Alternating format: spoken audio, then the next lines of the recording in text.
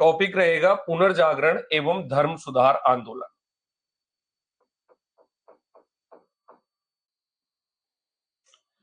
पुनर्जागरण एवं धर्म सुधार आंदोलन।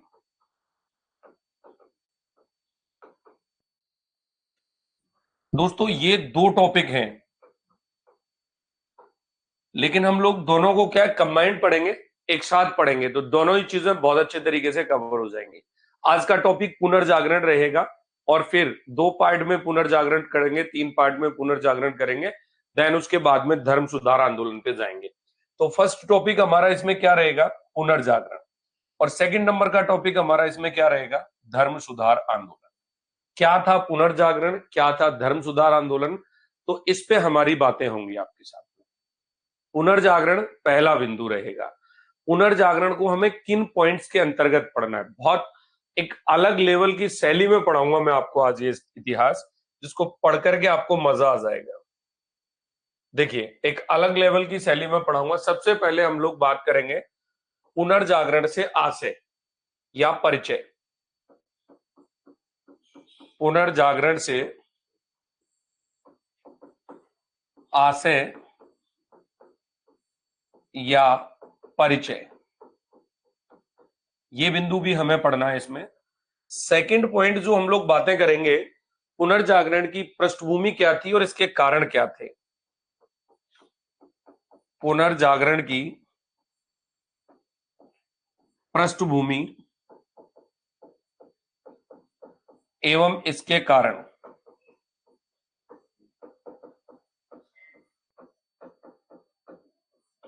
प्रश्नोत्तर शैली में पढ़ाने वाला हूं आज आपको मैं ये, ठीक है। पुनर्जागरण की विशेषताएं क्या थी और पुनर्जागरण का प्रभाव क्या पड़ा। पुनर्जागरण की विशेषताएं क्या थी और पुनर्जागरण का प्रभाव क्या पड़ा।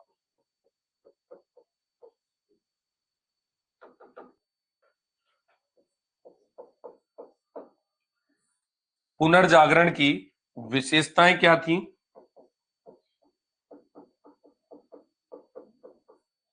और दोस्तों पुनर्जागरण का प्रभाव क्या पड़ा।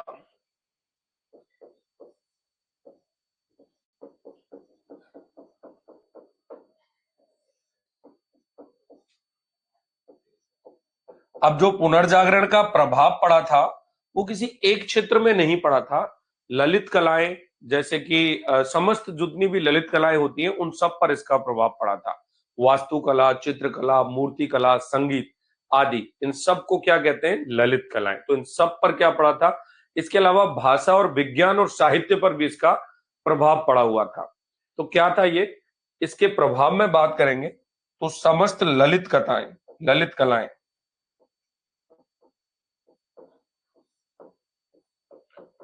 समस्त ललित कलाएं जैसे वास्तुकला,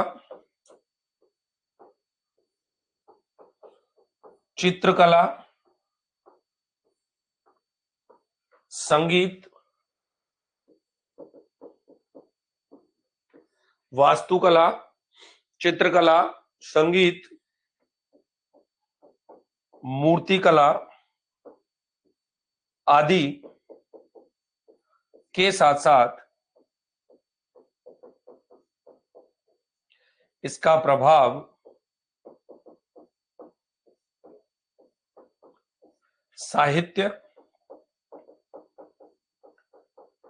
भाषा एवं विज्ञान पर भी पड़ा।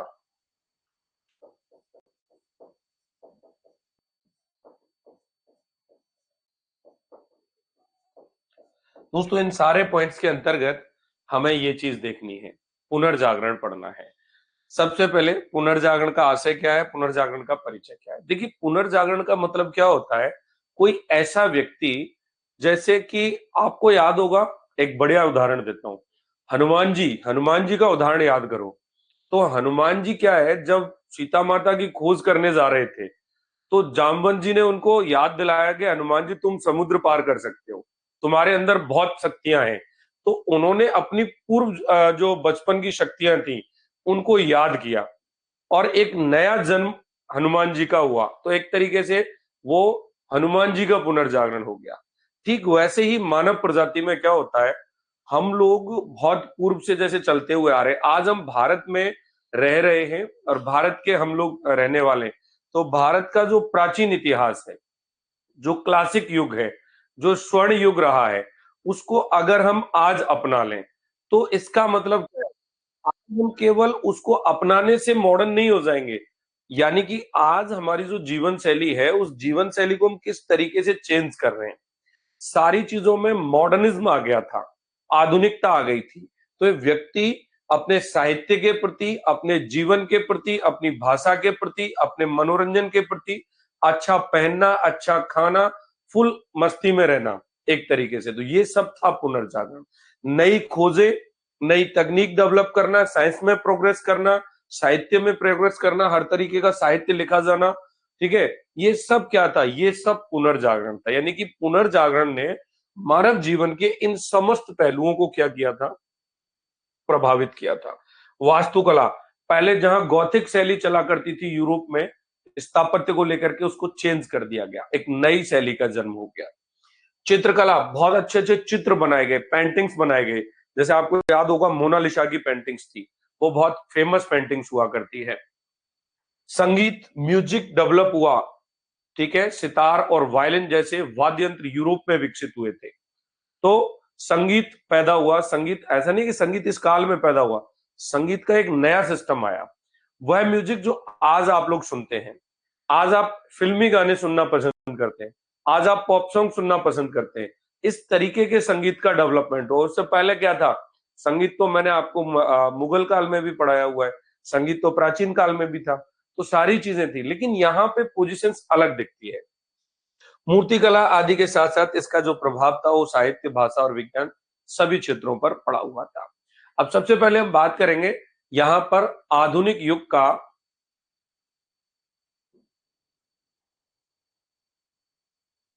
सुनिए बच्चागिरी, सारी चीजें आ जाएंगी। क्या पूछ रहे हो आप? प्रेरक कौन था, सारी बातें बताएंगे।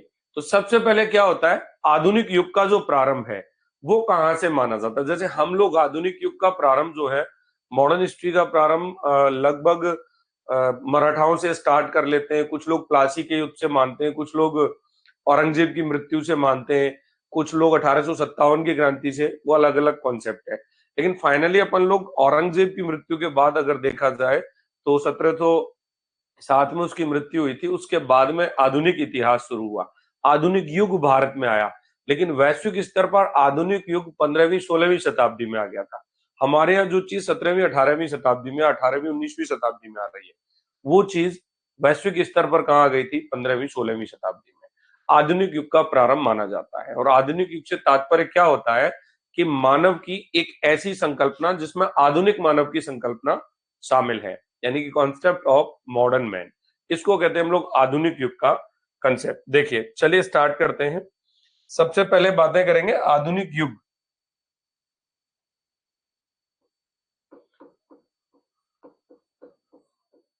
आधुनिक युग का प्रारंभ,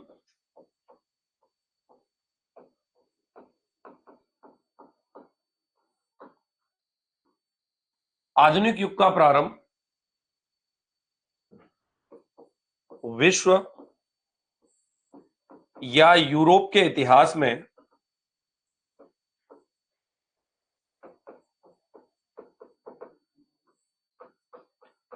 विश्व या यूरोप के इतिहास में पुनर्जागरण अर्थात 15वीं 16वीं शताब्दी से, पुनर्जागरण से ही या 15वीं 16वीं शताब्दी से ही आधुनिक युग का प्रारंभ माना जाता है। पुनर्जागरण अर्थात 15वीं 16वीं शताब्दी से ही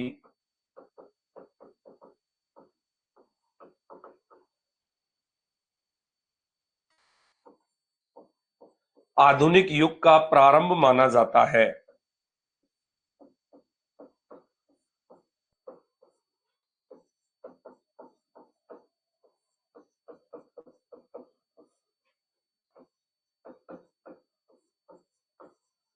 अब आधुनिक युग आ गया। आधुनिक युग से तात्पर्य क्या होता है? आधुनिक युग से तात्पर्य होता है आधुनिक मानव की संकल्पना।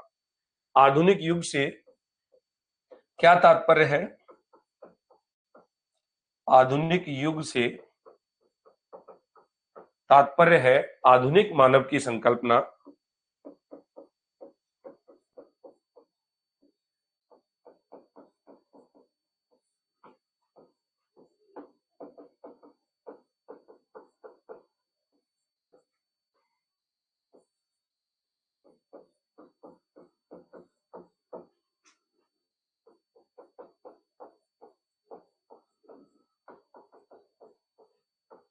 Concept of modern man.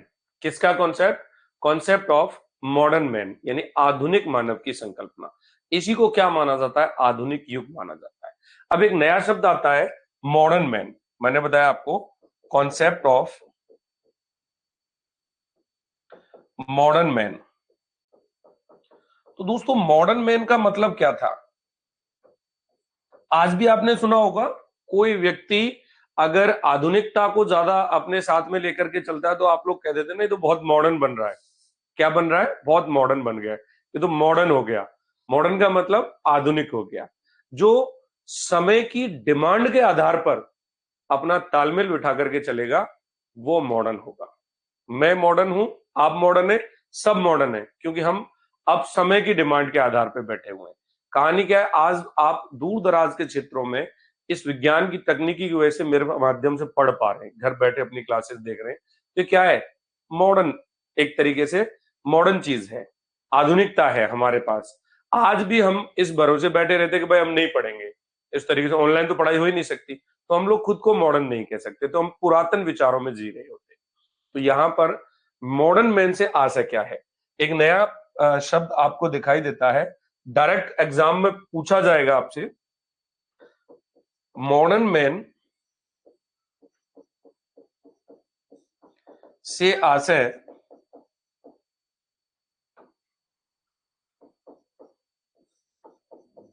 एक ऐसे व्यक्ति से है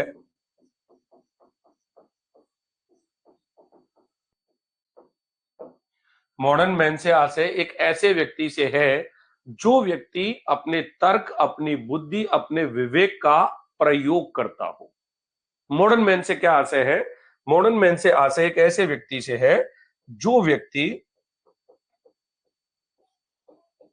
अपने तर्क, बुद्धि और विवेक का प्रयोग करता हो।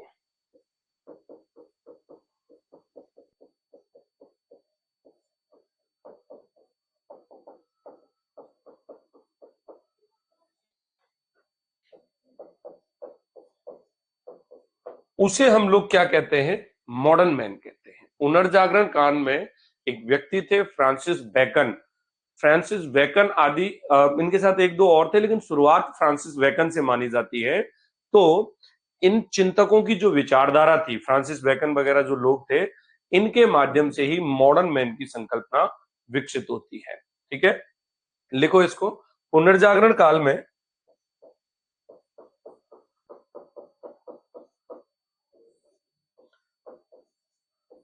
पुनर्जागरण काल में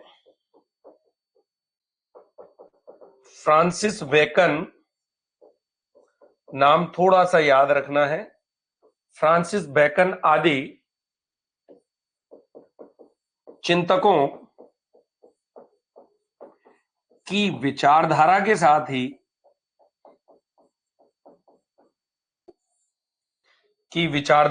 साथ ही आधुनिक मैन यानी मॉडर्न मैन की संकल्पना क्या होती है? विकसित होती है। विचारधारा के साथ ही मॉडर्न मैन की संकल्पना विकसित हुई।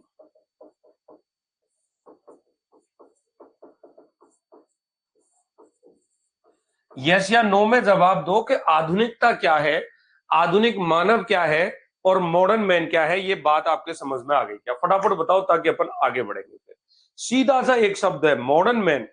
तो विश्व या यूरोप के इतिहास में पुनर्जागरण अर्थात 15वीं 16वीं शताब्दी से ही क्या माना जाता है? आधुनिक युग का प्रारंभ माना जाता है। और दोस्तों आधुनिक युग का मतलब क्या है? आधुनिक युग का प्रारंभ, तो आधुनिक युग से क्या तात्पर्य है? आधुनिक युग से तात्पर्य है आधुनिक मानव की संकल्पना। कॉन्सेप्ट ऑफ मॉडर्न मैन, यानी कॉन्सेप्ट ऑफ मॉडर्न मैन, तो अब मॉडर्न मैन क्या है? तो मॉडर्न मैन एक ऐसा व्यक्ति जो व्यक्ति अपने तर्क, अपनी बुद्धि और अपने विवेक का क्या करता होगा? अनुप्रयोग करता होगा। वही व्यक्ति क्या है? मॉडर्न है। वही व्यक्ति क्या है? आधुनिक है। और पुनर्जागरण काल में फ्रांसिस बेकन आदि ऐसे चिंतक थे जिन चिंतकों के माध्यम से इस आधुनिक मानव की संकल्पना को विकसित किया हम लोगों ने, या विकसित करने में हमें क्या मिली? मदद मिली। चलिए नेक्स्ट बात करते हैं। अर्थात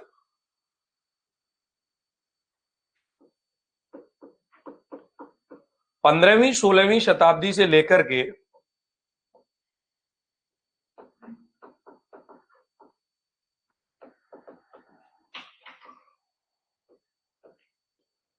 द्वितीय विश्व युद्ध तक का काल, द्वितीय विश्व युद्ध तक का समय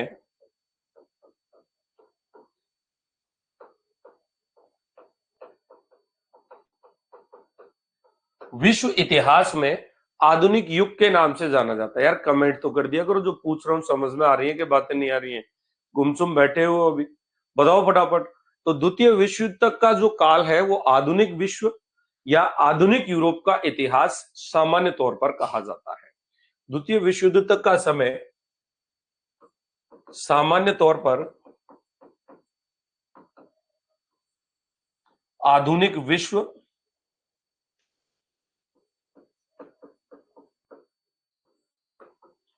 या आधुनिक यूरोप का इतिहास कहा जाता है।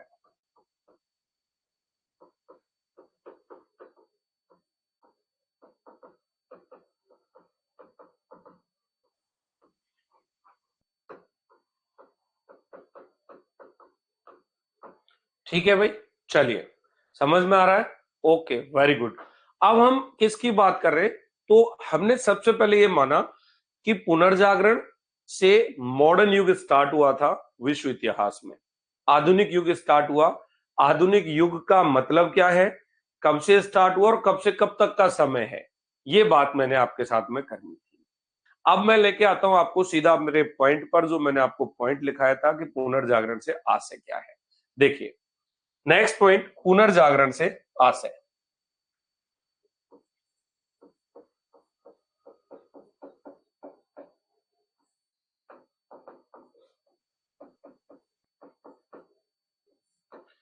दोस्तों पुनर्जागरण से आशय की अगर मैं बात करूं कि क्या आशय है पुनर्जागरण से, तो सुनिए, यूरोप के इतिहास में क्या हुआ था? यूरोप के इतिहास में 15वीं 16वीं शताब्दी से पुनर्जागरण का प्रारंभ माना जाता है। और पुनर्जागरण का जो शब्द है वो रेनेसा से निकाला गया, यानी कि इसका अंग्रेजी अर्थ क्या है? रेनेसा है। अब ये शब्द जो था रेनेसा, ये रेनेसिता नाम के एक फ्रेंच शब्द से डेवलप हुआ था। यहां से भी प्रश्न बहुत अच्छे तरीके से पूछा जाता है, पुनर्जागरण का आशय क्या है, रेनेसा किस भाषा का शब्द है, या कहां से, ऐसे भी आपसे पूछा जाएगा। तो देखिए यूरोप के इतिहास में, यूरोप के इतिहास में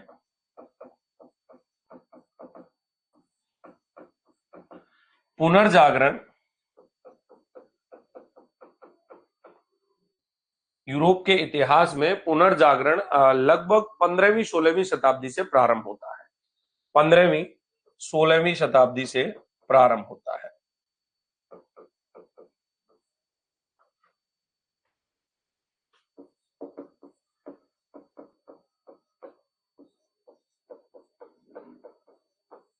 ठीक है, 15वीं 16वीं शताब्दी से प्रारंभ होता है पुनर्जागरण।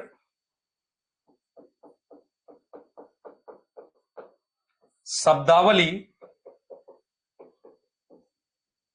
अर्थात रेनेशा,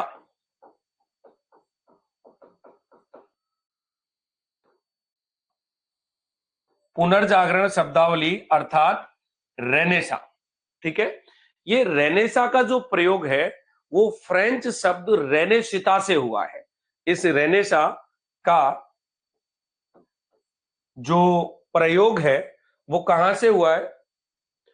रेनेसा का प्रयोग या विकास।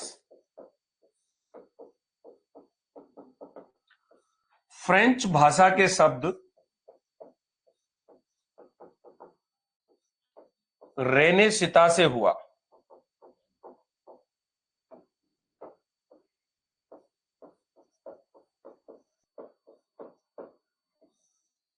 ये जो शब्द है रेनेशिता, ये किस भाषा का है? फ्रेंच भाषा का शब्द है। और आप लोगों को ये याद रखना है कि यहां से दो क्वेश्चन तैयार हो गए। रेनेशा अंग्रेजी वर्ड है, रेनेशिता फ्रेंच वर्ड है। इस रेनेशिता फ्रेंच वर्ड से रेनेसा डेवलप हुआ। रेनेसा को ही हम लोग हिंदी में पुनर्जागरण कह रहे हैं, तो यही आप लोग पढ़ रहे हैं। ठीक है, अब बात आती है इस रेनेशा की कि इस रेनेशे का आशय क्या होता है। तो पुनः जागना, जागना या फिर चेतना का विकास होना। पुनः जागना, जागना या फिर चेतना का विकास होना। रेनेशा का अर्थ होता है या आशय होता है जागना, पुनः जागना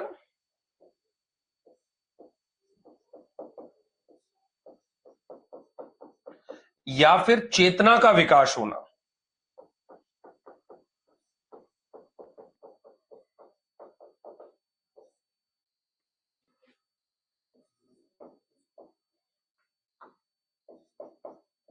क्लियर है? बताइए फटाफट थम्स अप करके। तुरंत प्रभाव से चीजें क्लियर हो रही हैं दिमाग में। रेनेशा पढ़ रहे हैं, रेनेशा फ्रेंच शब्द, इंग्लिश वर्ड, हिंदी वर्ड, इसका अर्थ सब आना चाहिए आप लोगों को, दिक्कत नहीं आना चाहिए।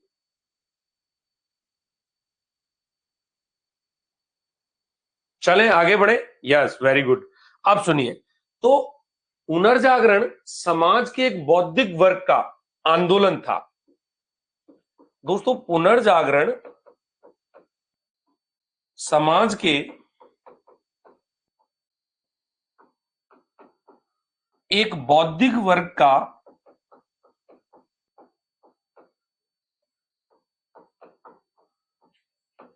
क्या था? सांस्कृतिक चेतना से युक्त, क्या था? सांस्कृतिक चेतना से युक्त एक आंदोलन था। बौद्धिक वर्ग का सांस्कृतिक चेतना से युक्त,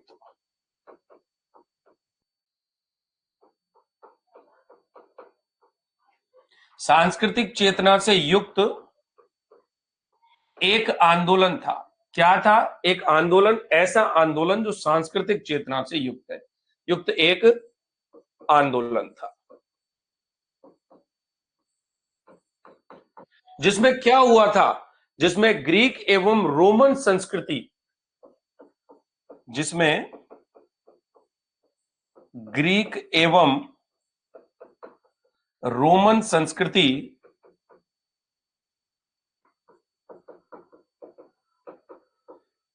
के आदर्शों को अपनाया गया। क्या हुआ? सिद्धांतों को अपनाया गया या उनके आदर्शों या उनके सिद्धांतों को अपनाने पर बल दिया गया।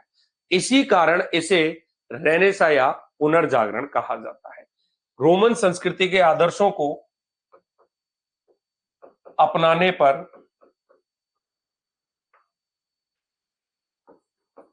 बल दिया गया। इसी कारण इसे पुनर्जागरण या रेनेशा कहते हैं।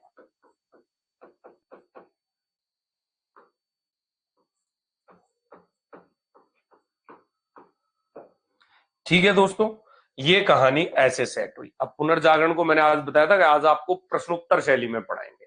ठीक है, तो हम लोग आगे स्टार्ट करते हैं क्वेश्चंस, और क्वेश्चंस की जब व्याख्या करेंगे तो क्वेश्चन भी क्लियर होगा और टॉपिक भी आगे की ओर बढ़ेगा। जैसे पहला एक क्वेश्चन बनाऊंगा मैं आपको, यहां पर एक क्वेश्चन बनाया मैंने कि पुनर्जागरण इटली में होने के कारणों में से कौन सा सही है? इटली में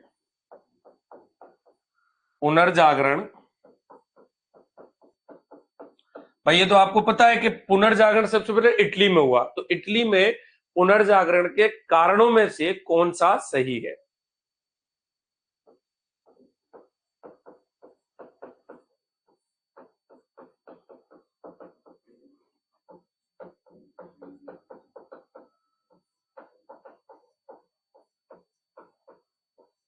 क्वेश्चन मार्क।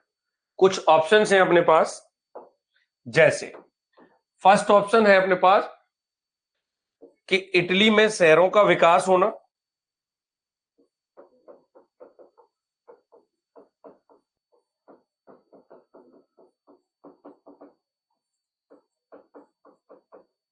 सेकंड ऑप्शन है अपने पास समृद्ध व्यापारिक वर्ग का उदय होना। समृद्ध व्यापारिक वर्ग का उदय होना। ठीक है। थर्ड ऑप्शन है ग्रीक एवं रोमन की मतलब ग्रीस एवं रोमन की विरासत का केंद्र होना। ग्रीस एवं रोमन की विरासत का केंद्र होना।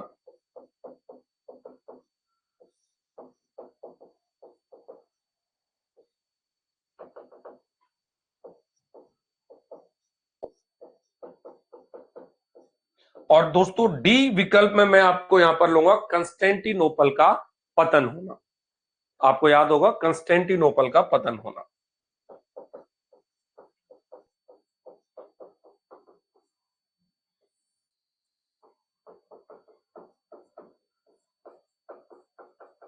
इस लेवल के क्वेश्चंस एग्जाम में देखने को मिलेंगे। असिस्टेंट प्रोफेसर, आरपीएससी स्कूल व्याख्याता या किसी भी पीजीटी एग्जाम में जहां वर्ड हिस्ट्री आप फेस करोगे, इस लेवल का क्वेश्चन आपको देखने के लिए मिलेगा। आप लोग मुझे इसका आंसर करने का प्रयास करिए कि इसका सही आंसर क्या आएगा, फिर अपन बात करेंगे। और आंसर को मैं थोड़ा सा और पेचीदा बना देता हूं। सही कूट का चयन करें। विकल्प ए फर्स्ट, सेकंड और फोर्थ सही है। विकल्प बी सेकंड, थर्ड सही है। विकल्प सी फर्स्ट, फोर्थ सही है।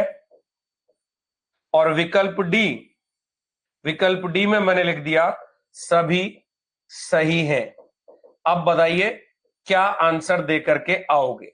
ये आपके सामने एग्जाम में एक क्वेश्चन फेस करने को मिल गया आपको।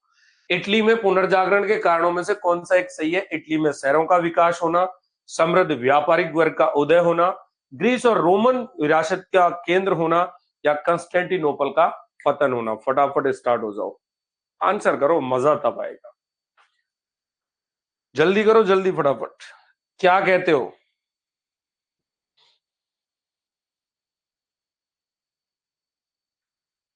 बताइए भाई।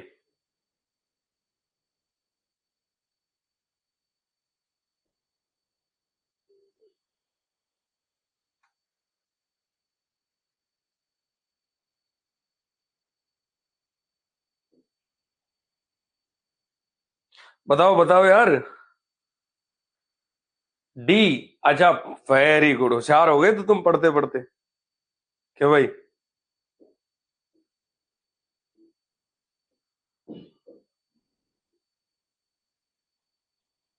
चलिए, बहुत अच्छा, अच्छा आंसर किया बहुत सारे बच्चों ने। इसमें सब सही है, ये चारों ही चीज आपकी सही है। अब इन चारों का मैं व्याख्या करूंगा तो आपका कंसेप्ट आगे बढ़ेगा और क्वेश्चंस भी सॉल्व होगा। ठीक है, आप आंसर लिख दीजिए इसके नीचे, सभी सही हैं। ठीक है, आंसर क्या लिखेंगे अपन?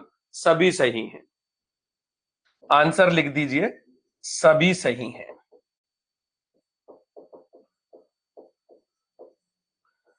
इस तरीके के ही प्रश्न पूछे जाते हैं। आगे बात करते हैं दोस्तों अगले कंसेप्ट को लेकर के कि कहानी अब कैसे बढ़ेगी।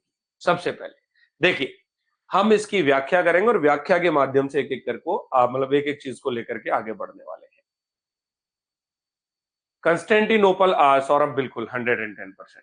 यूरोप के इतिहास में अगर दोस्तों बातें की जाए तो 14वीं शताब्दी से और लगभग 18वीं शताब्दी तक के बीच ज्ञान की दृष्टि से आंदोलन हुए।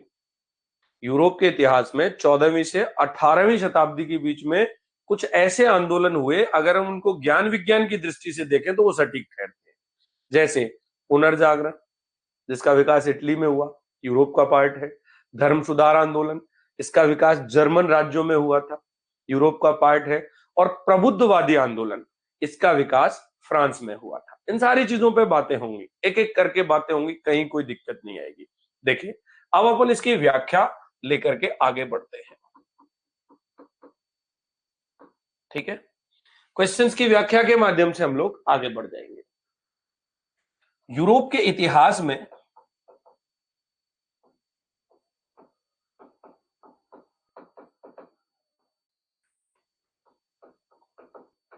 14वीं से 18वीं शताब्दी तक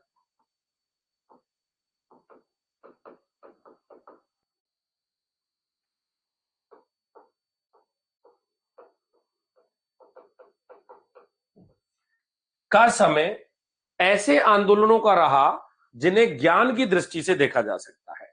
का समय ऐसे आंदोलनों का रहा, ऐसे आंदोलनों का रहा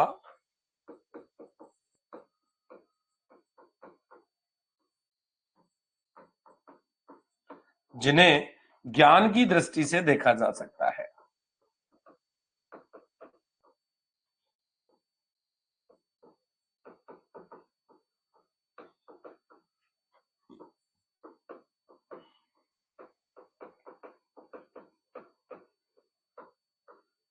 जिन्हें किस दृष्टि से देखा जा सकता है?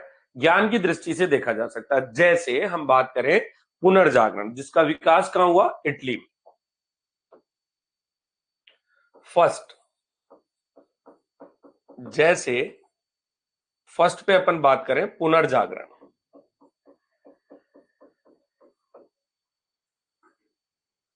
इसका विकास इटली में हुआ।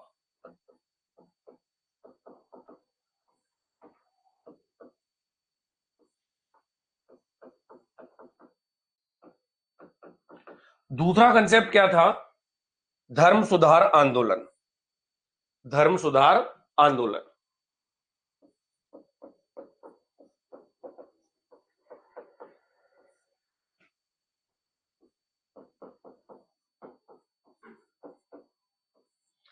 इसका विकास जर्मन राज्यों में हुआ।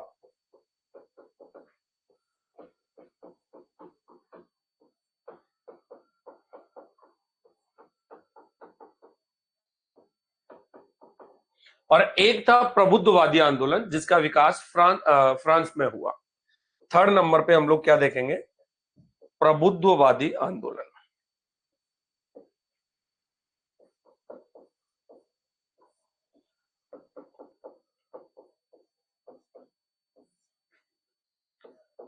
इसका विकास फ्रांस में हुआ था।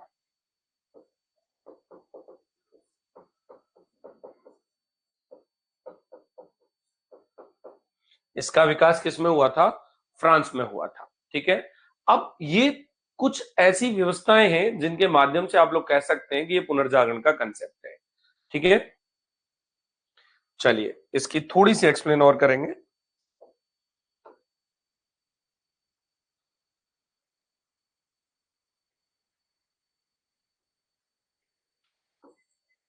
पुनर्जागरण,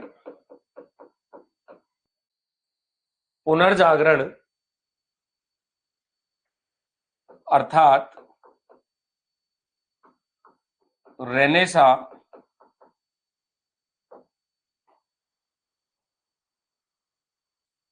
या रेनेशिता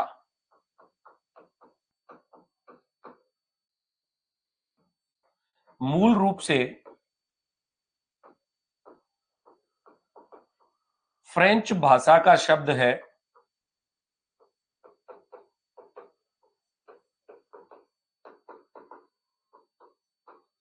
मूल रूप से क्या है? फ्रेंच भाषा का शब्द है। और सामान्य रूप से देखा जाए तो 14वीं से लेकर के 17वीं शताब्दी तक, सामान्य रूप से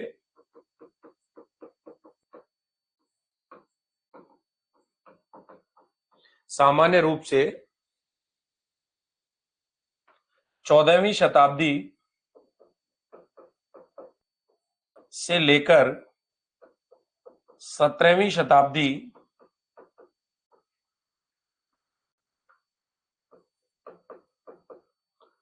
तक का समय किसमें आया? रेनेसा में आया, पुनर्जागरण में आया। यानी रेनेसा का था या पुनर्जागरण का काल माना जाता है। रेनेसा या पुनर्जागरण का काल माना जाता है।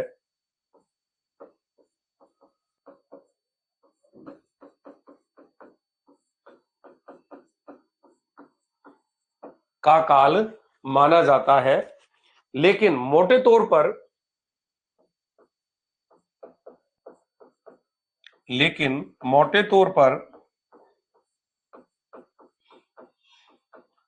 कहानी दूसरी है। अगर हम इसको मोटे तौर पर देखें तो इससे संबंधित जो मुख्य गतिविधियां थी वो 15वीं 16वीं शताब्दी में हुई थी। इसी कारण पुनर्जागरण 15वीं 16वीं शताब्दी का कहलाता है। तो मोटे तौर पर इससे संबंधित मुख्य गतिविधियां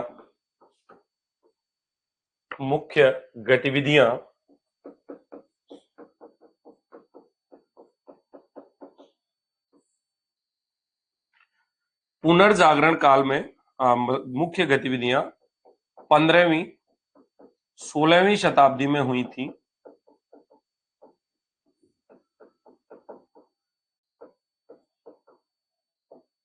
15वीं 16वीं शताब्दी में हुई थी। इसी कारण पुनर्जागरण 15वीं 16वीं शताब्दी का माना जाता है। इसी कारण पुनर्जागरण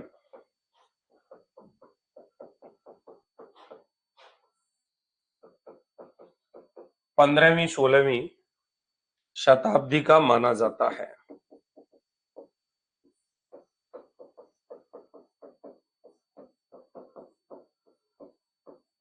अगर मैं आपको आज से कुछ साल पहले लेके जाऊं तो क्या लगता था आपको? समाज कैसा था? 100 साल बैकेंड पे जाओ, 100 साल पीछे की परिस्थितियां क्या लगती हैं आपको? वहीं आप 200 साल पीछे जाओ, क्या लगता है आपको? 300 साल पीछे जाओ, क्या लगता है आपको समाज कैसा रहा होगा? जैसे आज आप स्कूल कॉलेज देखते हो तो मतलब आप आज से बहुत साल पहले गए तो वर्ल्ड हिस्ट्री में अगर अपन बात करें तो विश्व युद्ध के समय की बात करें, ठीक है? विश्व युद्ध के समय की एक मतलब जो दोनों विश्व युद्ध हुए, प्रथम विश्व युद्ध और द्वितीय विश्व युद्ध, ठीक है, उनके बीच की एक टाइमिंग में एक महिला हुई थी जिनके बारे में आपको मतलब मैं बता रहा हूँ थोड़ा सा। इन्होंने सीमोन द बाउर, एक महिला का नाम था सीमोन द बाउर। ये एक्स्ट्रा फैक्ट है जो अपन इससे जोड़ करके लिख रहे हैं, तो इस पे बता रहे हैं। एक शब्द सुना है आपने, लिव इन रिलेशनशिप, जो आजकल बहुत ट्रेंडिंग में है, आजकल बहुत चल रहा है। तो ये महिला ऐसी थी जो विश्व की पहली महिला मानी जा सकती है जो लिव इन रिलेशनशिप में रही थी। और कहां पर ये मतलब दोनों विश्व युद्धों के बीच के टाइम की एक महिला है। इन्होंने एक बुक लिखी थी द सेकंड सेक्स, यानी कि सेक्स का मतलब स्त्री लिखा था। इनकी एक बुक आती थी द सेकंड सेक्स, यानी कि स्त्री, द सेकंड स्त्री। और उस बुक के माध्यम से इन्होंने ये बताया था, जिसका हिंदी में मतलब हुआ करता था कि स्त्री एक उपेक्षिता। इसका अनुवाद किया था एक महिला थी, प्रभा कोतान नाम की, उन्होंने। और ये द सीमाउन द बाउर नाम की जो महिला थी, वो कहती थी कि स्त्री पैदा नहीं होती, बनाई जाती है। इन्होंने एक स्टेटमेंट दिया था अपना उस टाइम पर कि स्त्री पैदा नहीं होती, वो बनाई जाती है। तो ये क्या था जो चीजें आज आप देख रहे हो? आज एक ऐसा ट्रेंड हो गया, बहुत सारे मतलब गर्ल्स बॉयज लिव इन में रहते हैं, तो ट्रेंड सा ही चल गया एक तरीके से। लेकिन बहुत साल पहले भी तो वहां पे आपको आधुनिकता दिखाई दे रही है, यानी कि ऐसी स्थितियां दिखाई दे रही हैं। तो जो मुख्य गतिविधियां थी वो लगभग लगभग इस टाइमिंग पर हुआ करती थी, ठीक है? तो यहां से आपको याद रखना है ये लिख लो, मैं आपको कुछ लिखा देता हूं। सिमोन द बाउर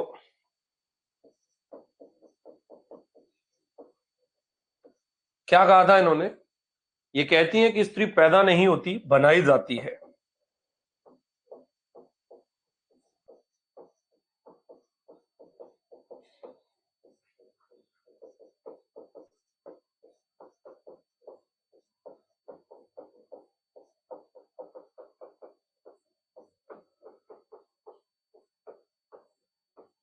स्त्री पैदा नहीं होती, बनाई जाती है। इन्होंने एक बुक लिखी थी,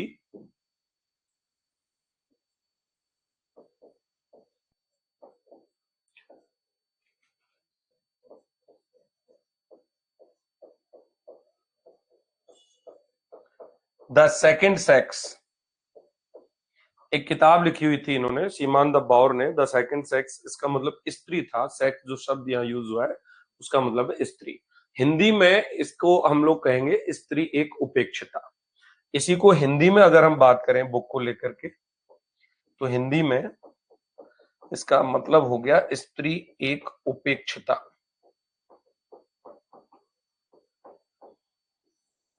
ठीक है।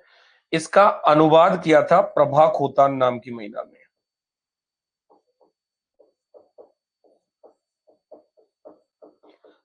बुक्स मिल सकती है आपको, अगर ढूंढोगे तो। ऐसा कुछ नहीं है, आप पढ़ सकते हो, है ना। ये बुक भी अवेलेबल रहेगी आपके पास, पढ़ सकते हो।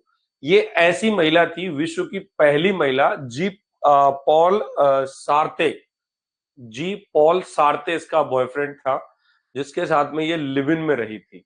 जिसके साथ लिव इन में रही थी वो भी साहित्यकार था। ठीक है। जिसके साथ लिव इन में रही थी वो भी साहित्यकार था। तो लिविंग में रही थी किसके साथ में? जी पॉल सार्ते, विश्व की पहली महिला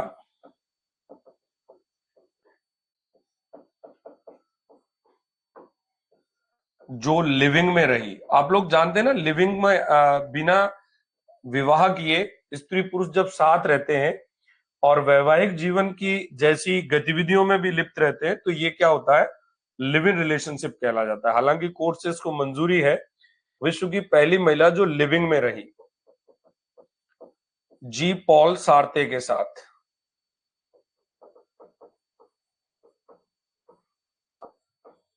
और ये व्यक्ति भी एक साहित्यकार था। ये जो मैंने आपको अभी बताया है, ये एक एक्स्ट्रा फैक्ट्स है जो इससे जोड़ करके मैं आपको समझा रहा हूं। आई होप कि आपको ये नॉलेज पसंद आई होगी, क्योंकि बहुत सारे बच्चे इसके बारे में नहीं जानते होंगे। हाँ भाई, 11:30 पे मॉडर्न हिस्ट्री की क्लास है, 11 ही तो बजे, अभी टेंशन क्यों ले रहे हो? तो ये कहानी थी। हम बात कर रहे थे किसके बारे में? हम बात कर रहे थे पुनर्जागरण, उस क्वेश्चंस को एक्सप्लेन करने के बारे में कि किस तरीके से मुझे ये लेकर के चलना है। अब मैं इन 3 स्टेप को भी यहाँ पे आपको समझाऊंगा। तो पुनर्जागरण अर्थात रेनेसा या रेनेशिता मूल रूप से फ्रेंच भाषा का शब्द है, और सामान्य रूप से 14वीं शताब्दी से और 17वीं शताब्दी के बीच का टाइमिंग माना जाता है।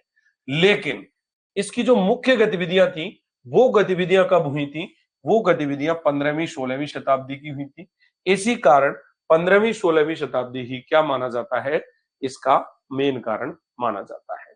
चलिए, इसके बाद मैंने आपको बताया पुनर्जागरण, धर्म सुधार आंदोलन और प्रबुद्धवादी आंदोलन। इसकी हमें एक हेडिंग बनानी है, और हेडिंग कैसे बनानी है, अपन इसको 3 जगह डिवाइडेड करके पढ़ेंगे।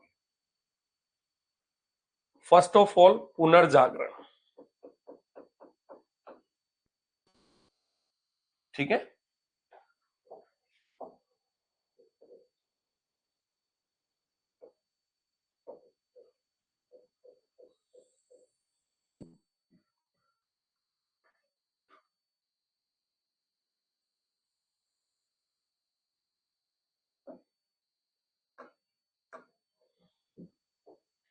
सेकंड नंबर हो जाएगा क्या? धर्म सुधार आंदोलन। हालांकि अभी अपना ये टॉपिक अलग आएगा, धर्म सुधार आंदोलन। एक छोटा सा ओवरव्यू रख रहा हूं मैं आपके साथ में केवल। और एक तरफ अपने पास था प्रबुद्धवादी आंदोलन, जो फ्रांस का था।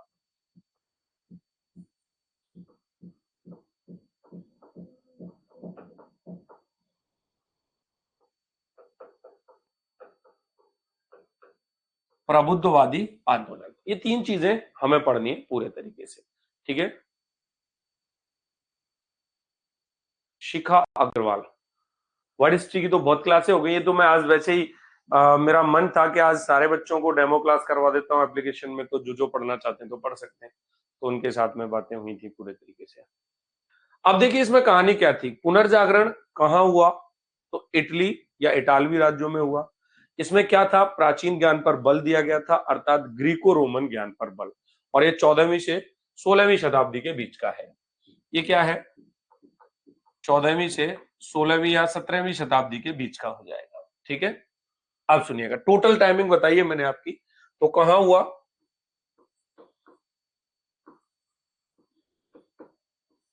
तो इटली या इटालवी राज्यों में हुआ, इटली या इटालवी राज्यों में हुआ।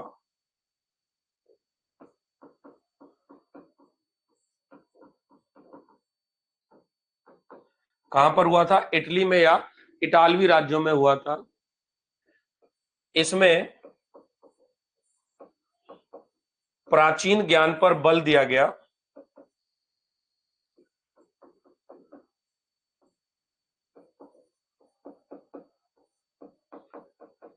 अर्थात ग्रीको रोमन। प्राचीन ज्ञान से यहां पर मतलब क्या है, ग्रीको रोमन ज्ञान पर बल, ग्रीको रोमन ज्ञान पर बल, ठीक है भाई। और इसमें जो प्रमुख व्यक्ति थे उनमें हम बात करें, जैसे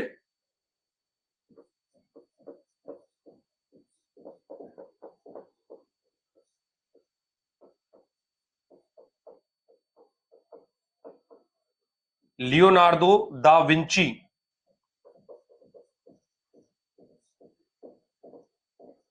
फ्रांसिस बेकन, फ्रांसिस बेकन,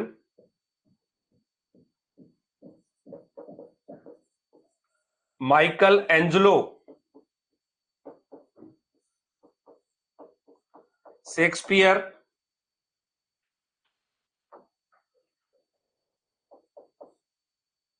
और एक आध नाम और भी आप लिख सकते हैं, पेटार्क आदि, जिसे मानवतावाद का पिता कहा जाता है पेटार्क को, तो पेटार्क आदि भी आप लिख सकते हैं, ठीक है ना। शेक्सपियर और पेटार्क आदि, इसे पेटार्क को मानवतावाद का पिता कहते हैं।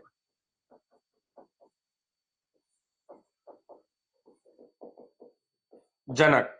तो मूल्य पुनर्जागरण हमें इस फॉर्मेट में पढ़ना है, अभी पढ़ाया नहीं है, अपन पढ़ेंगे।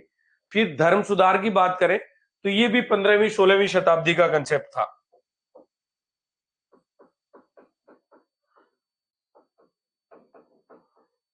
ये भी 15वीं 16वीं शताब्दी का कंसेप्ट है।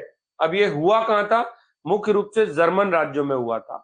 इसके अलावा फ्रांस, इंग्लैंड और स्विट्जरलैंड में भी ये फैला हुआ था। तो मुख्य रूप से जर्मन राज्यों में,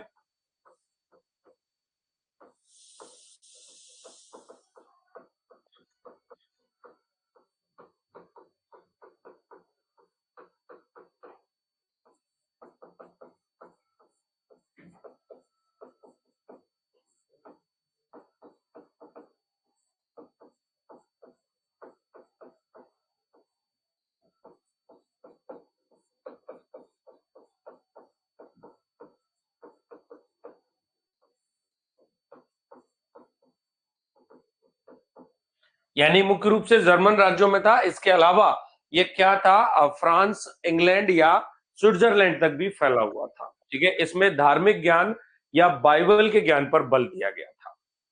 इसमें धार्मिक ज्ञान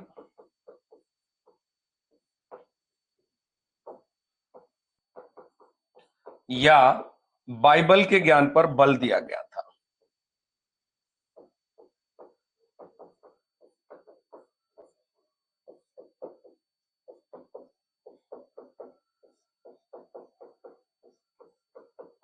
जैसे आपको याद होगा, काल्विन, जुंगली, जॉन हस, मार्टिन लूथर, ये सब क्या थे, इसके प्रमुख व्यक्तित्व थे। प्रमुख व्यक्तियों में बात करें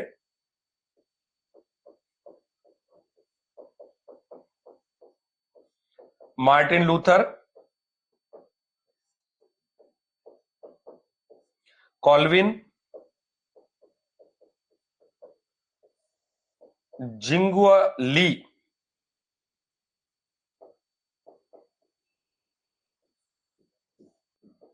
और जॉन हस आदि। और भी थे लेकिन ये प्रमुख थे। अब एक तीसरा समझना क्या, प्रबुद्धवादी आंदोलन। भैया प्रबुद्धवादी आंदोलन लगभग 17वीं 18वीं शताब्दी में हुआ। कहां हुआ? मुख्य रूप से फ्रांस में, लेकिन इसके अलावा भी ये इंग्लैंड और यूरोप के अन्य भागों में फैला हुआ था। तो प्रबुद्धवादी आंदोलन कब का हो जाएगा? मुख्य रूप से ये ज्ञान वाला आंदोलन था, प्रबुद्धवादी आंदोलन या ज्ञानोदय इसको कह सकते हैं, 17वीं 18वीं शताब्दी का रहेगा। प्रबुद्धवादी आंदोलन या ज्ञानोदय 17वीं 18वीं शताब्दी। अब इसमें सुनिए थोड़ा सा, ये थोड़ा लंबा लिखेंगे अपन। मुख्य रूप से फ्रांस में हुआ था, किंतु इसके अतिरिक्त ये इंग्लैंड और यूरोप के अन्य भागों में भी फैला हुआ था। इसके पॉइंट बनाएंगे। मुख्य रूप से फ्रांस में हुआ था,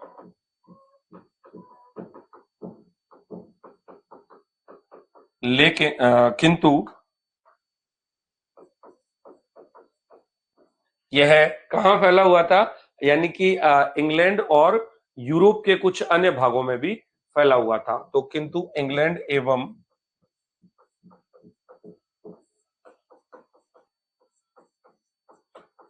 यूरोप के अन्य भागों में भी फैला हुआ था।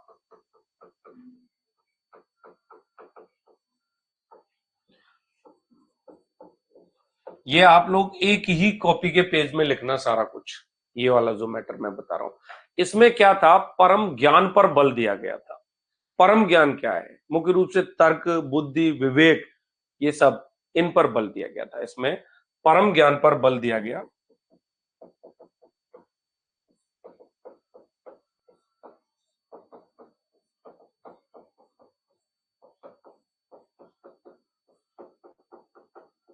मुख्य रूप से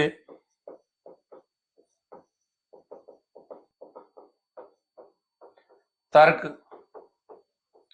बुद्धि, विवेक, ये सब क्या है? तर्क, बुद्धि, विवेक तथा पुनर्जागरण के वैज्ञानिक ज्ञान को, या वैज्ञान जो विज्ञान डेवलप हुआ था पुनर्जागरण में, यानी कि उस पुनर्जागरण के वैज्ञानिक ज्ञान को इस काल में क्या हुआ था? चरमोत्कर्ष प्राप्त हुआ था। जो चीज वहां स्टार्ट हो गई थी वो इस जगह पर जाकर के उनकी हाइट्स दिखाई देती है हमें। तो मुख्य रूप से तर्क, बुद्धि, विवेक या पुनर्जागरण काल के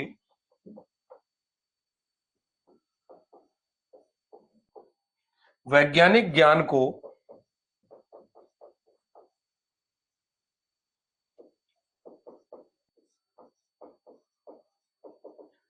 इस काल में चरमोत्कर्ष प्राप्त हुआ।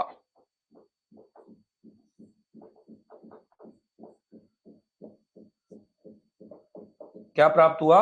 चरमोत्कर्ष प्राप्त हुआ। ठीक है, ऐसे ही एज इट इज कॉपी में आपको लिखना है। अभी मैं पेज चेंज करूंगा। मैंने आपको 3 पॉइंट लिखा है, फर्स्ट, सेकंड और ये थर्ड। समझ में आ रहा हो तो एक बार थम्स अप कर दो बीच में। हालांकि टाइम हो रहा है, लेकिन मेरा मन कुछ और कह रहा है। बाकी तो आप जो कहोगे अपन वो कर लेंगे। मेरा मन कर रहा है कि इस टॉपिक को अपन एक ही बार में समाप्त कर लें, थोड़ा सा बढ़ा लेते हैं क्लास को। बच्चे भी पढ़ रहे हैं, आगे बच्चे धीरे धीरे, मजा आ रहा है। जो शुरू से पढ़ रहा होगा उसको बहुत मजा आ रहा होगा, तो उसको पूरा ही कर देते हैं। ठीक है, इसको पूरा ही कर देते हैं अपन, टॉपिक को दिक्कत ही नहीं आती है कहीं भी। बताइए।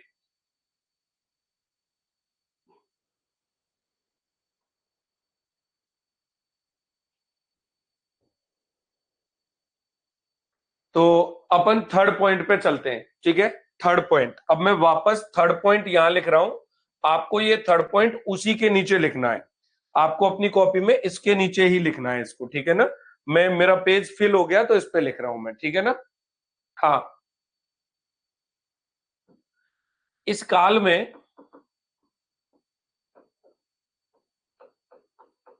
प्रमुख सामाजिक वैज्ञानिक एवं वैज्ञानिक रहे,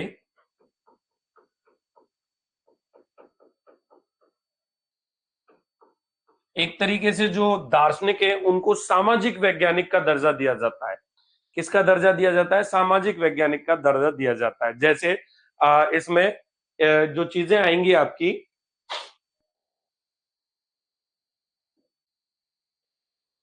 वैज्ञानिक रहे किलोजाइस या किलोस्पस, वैज्ञानिक रहे क्या? किलोजाइस या किलोस्पस।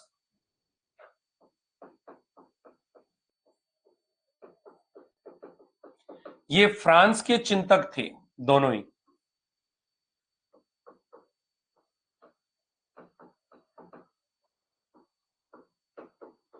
और भी इस काल में लोग हुए हैं जिनके बारे में हम अभी बातें करेंगे। ये फ्रांस के चिंतक थे। इसके अलावा जैसे हम बात करें इसमें वॉल्टेयर, आपको याद होगा वॉल्टेयर, वॉल्टेयर के बारे में बात करें तो वॉल्टेयर कौन था? ये संवैधानिक राजतंत्र से प्रभावित था।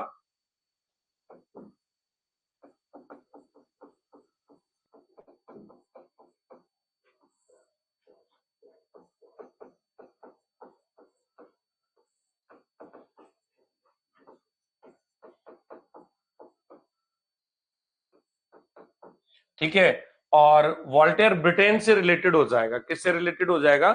ये विशेष रूप से ब्रिटेन के संवैधानिक राजतंत्र से।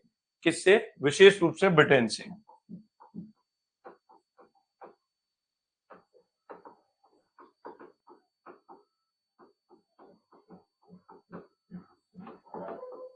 इसके अलावा एक व्यक्ति आपको लिखना है इसमें, वॉल्टेयर हो गया। वॉल्टेयर के बाद में जॉन लॉक,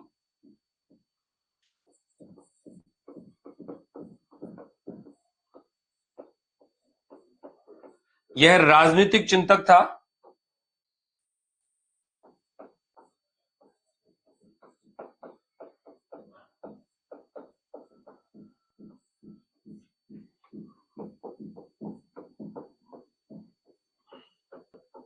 यह क्या था? राजनीतिक चिंतक हुआ करता था। कौन? यार वेरी गुड अंशुमन, चलने लग गया, बहुत बढ़िया। मैंने कंप्लेंट कर दी थी आपकी, कोई दिक्कत नहीं है। ठीक है, जॉन लॉक राजनीतिक चिंतक था, यानी कि ट्रीटाइज ऑन गवर्नमेंट्स, इसने किताब लिखी थी। क्या लिखी थी? ट्रीटाइज ऑन गवर्नमेंट्स, इसकी बुक थी। ट्रीटाइज ऑन गवर्नमेंट, ये किताब थी इसकी। क्या थी? बुक थी। किसकी बुक थी ये? जॉन लॉक की किताब है। ये सारा डेवलपमेंट दिखाई दे रहा है उस टाइम पर आपको, ठीक है ना। एक व्यक्ति था दिदरो,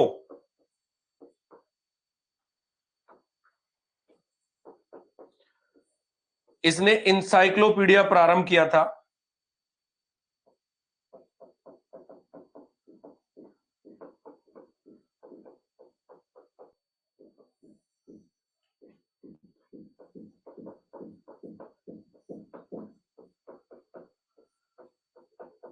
इसने क्या किया था? इंसाइक्लोपीडिया प्रारंभ किया था। अरे तुम पढ़ लो यार, अब तुम्हारी प्रॉब्लम सॉल्व करवाते हो तुम चलती हुई क्लास में, मेरे को थोड़ा सा दिमाग लगाया करो। ये प्रॉब्लम्स तो बाद में, मेरा मोबाइल नंबर भी है आपके पास, वहां भी सोल्व करवा लिया करो। चलती हुई क्लास के उसमें ऐसे मान लो कि शताब्दी ट्रेन चल रही, उसकी चेन खींच देते हो अचानक से कि रुक जा, हमें उतरना है, हमारा स्टेशन आ गया। गलत हरकतें हैं, छोड़ दो इनको, समझ रहे हो। चलिए, दिदरो के बाद एक व्यक्ति लिखेंगे अपन इसमें, इस काल का एक व्यक्ति और था, मॉन्टेस्क्यू।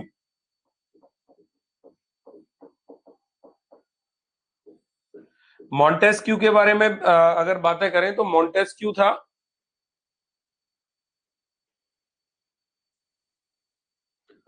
इसने बुक लिखी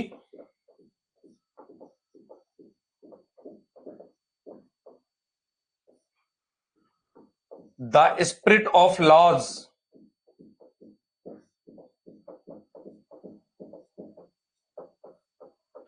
ये किसकी पुस्तक है? ये सारी चीजें पूछी जाती हैं आप लोगों से। मॉन्टेस्क्यू। इस पुस्तक में क्या था? इसी ने शक्ति के पृथकता का या मतलब वो दिया था सिस्टम, शक्ति के पृथकता का सिस्टम दिया था। यानी सरकार की अवधारणा दी थी कि कार्यपालिका, व्यवस्थापिका और न्यायपालिका अलग अलग होनी चाहिए। क्या दिया था? इसी ने शक्ति पृथकता का सिद्धांत दिया था। इसी ने शक्ति पृथकता का सिद्धांत दिया था। शक्ति पृथकता का सिद्धांत।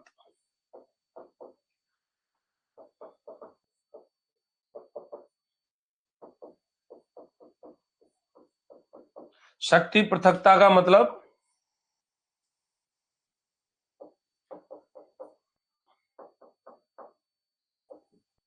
कार्यपालिका,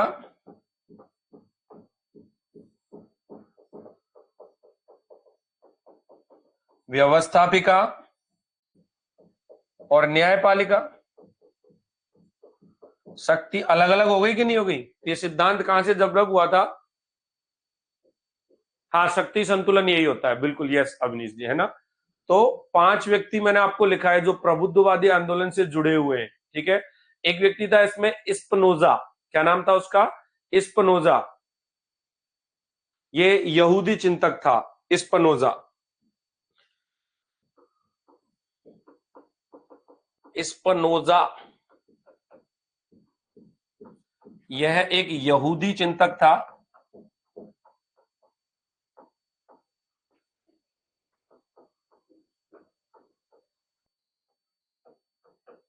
कैसा चिंतक था? यहूदी चिंतक था। एक व्यक्ति और हुआ था, रूसो। रूसो के बारे में तो आप सुनते ही होंगे, रूसो के बारे में तो आप जानते ही होंगे।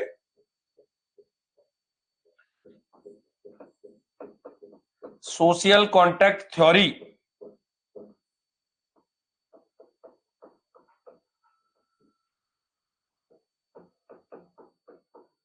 क्या सिद्धांत डेवलप किया? क्या इसका ग्रंथ है? Social contract theory. एक सेकेंड, आज मैसेज बहुत कर रहे हैं बच्चे।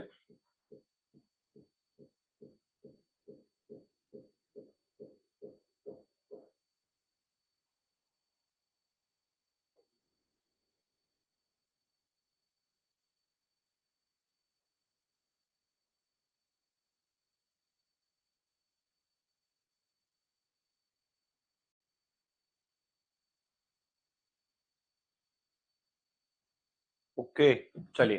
तो ये क्या था?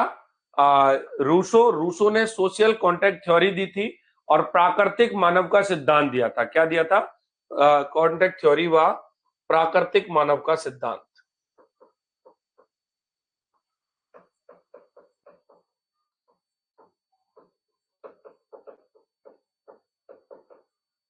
ठीक है भाई, अब प्राकृतिक मानव का सिद्धांत दिया और एक तरीके से कहते हैं सामान्य इच्छा का सिद्धांत। क्या? सामान्य इच्छा का सिद्धांत। लिखिए इसको फटाफट से। सामान्य इच्छा का सिद्धांत।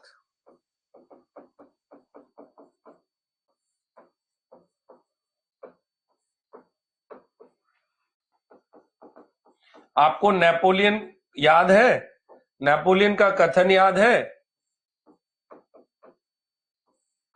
नेपोलियन इसके बारे में कहता था,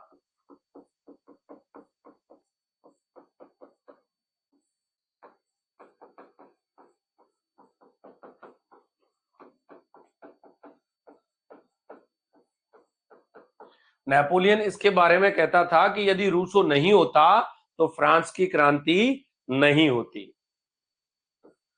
कि यदि रूसो नहीं होता तो फ्रांस की क्रांति नहीं होती।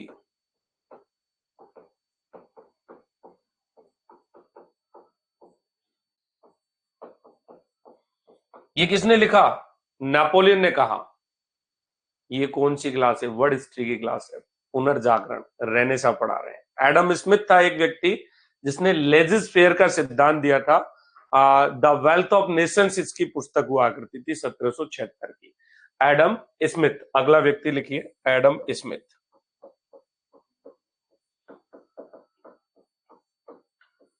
ठीक है, द वेल्थ ऑफ नेशन, इसकी किताब क्या थी?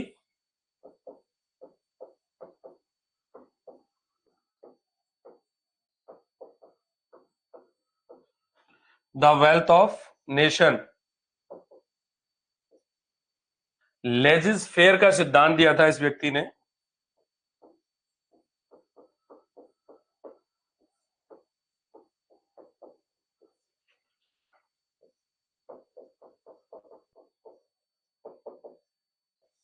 किसका सिद्धांत दिया था? लेजिस फेयर का सिद्धांत दिया हुआ था। अब इसके बाद कुछ और व्यक्ति थे, एक आध और लिख लो, फिर अपन मूल बिंदु पे आते हैं, जो मैंने 3 तरीके से इसको डिवाइड करके आपके लिए लिखाया। ये जो लेजिस फेयर का सिद्धांत है ना, ये फिजियोक्रेट्स के द्वारा भी दिया गया था। यह सिद्धांत फिजियोक्रेट्स के द्वारा भी दिया गया था।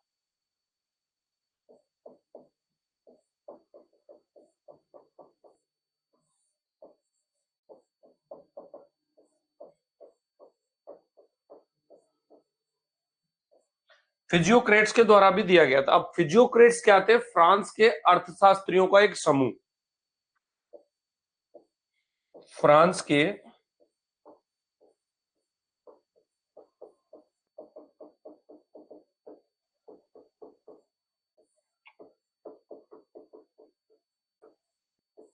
आपसे शब्द पूछा जा सकता है फिजियोक्रेट्स क्या है, तो फिजियोक्रेट्स क्या हो जाएगा? फ्रांस के अर्थशास्त्रियों का एक समूह हो जाएगा। ठीक है ना? चलिए लिखो इसको फटाफट।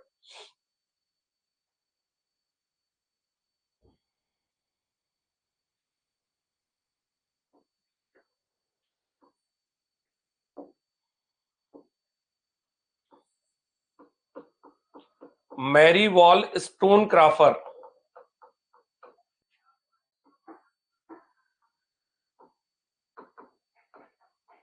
मैरी वॉल स्टोन क्राफर,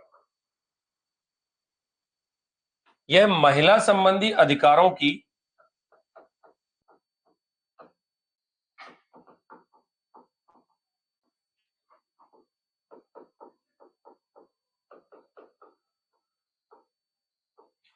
पहली विचारक थी।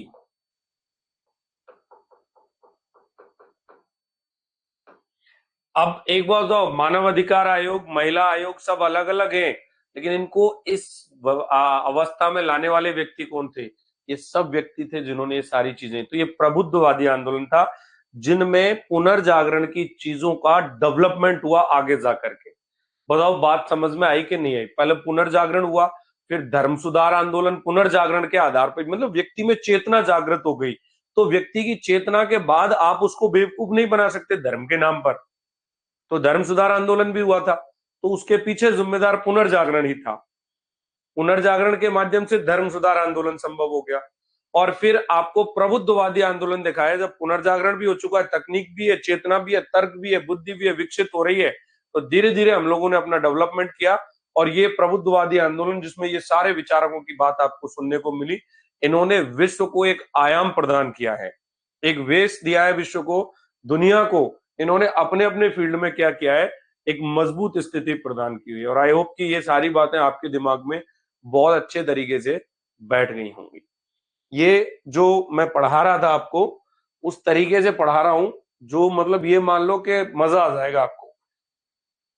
ठीक है, मैंने आपको एक ये क्वेश्चन करवाया था, तो इस क्वेश्चन की पृष्ठभूमि में मैंने आपको ये बातें बताई हैं अभी तक। तो अब मैं पुनर्जागरण इटली के शहरों में विकसित हुआ, यहां पे अब बात करूंगा आपसे। तो ठीक है, ये क्या था? पुनर्जागरण, है ना?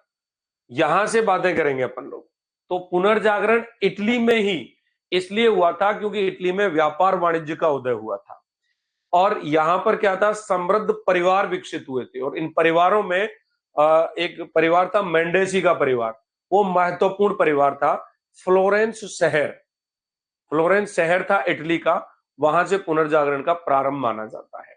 ठीक है, चलिए अरे पढ़ लेंगे इसको, और बताओ क्या चाहते हो, आपकी क्लास का टाइम हो रहा है मॉडर्न हिस्ट्री का, लेकिन मजा आ रहा है। मुझे लगता है अगर अपन इसको आज कंप्लीट कर लेते हैं तो ये टॉपिक एक बार में हो जाएगा आपका। क्या चाहते हो बताओ, कमेंट्स करो फटाफट, आगे भी तो बढ़ना है ना। 1 घंटे का टाइम और लगेगा। प्रबोधन में मध्य वर्ग का रोल था, बिल्कुल 100% सही बात। अभी मैं इसमें 1 घंटे का टाइम या 1.5 घंटे का टाइम और लगेगा इसमें। तो अपन एक काम करते हैं, मॉडर्न हिस्ट्री पढ़ लेते हैं। कोई दिक्कत नहीं है, इसको रोक देते हैं अभी। ये तो क्या चलेगा आगे, तो फर्स्ट पार्ट है, 2-3 पार्ट अपन कर लेंगे इकट्ठे, ठीक है ना। तो कल सेकंड पार्ट करवाएंगे इसका।